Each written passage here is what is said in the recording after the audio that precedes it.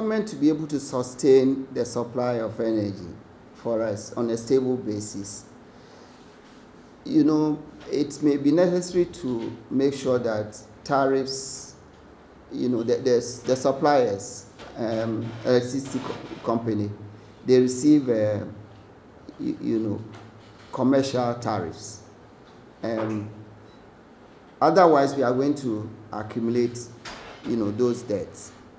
Now, the president mentioned allocation of oil blocks and said we are doing it more transparently now compared to the previous system when they were doing it opaquely. Okay? But what we want to say is that oil contracts are still being signed on what is called concession basis.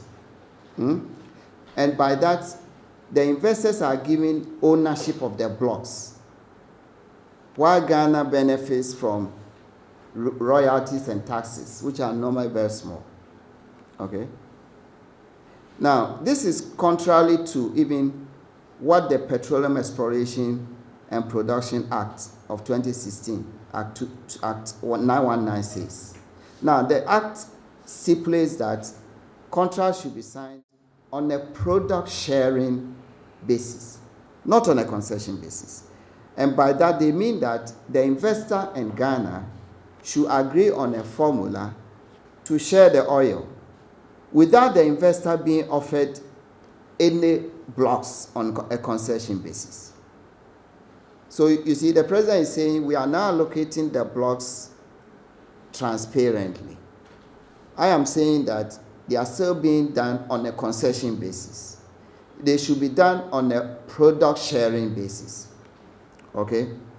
Now, all contracts signed on concession basis are therefore in breach of the law.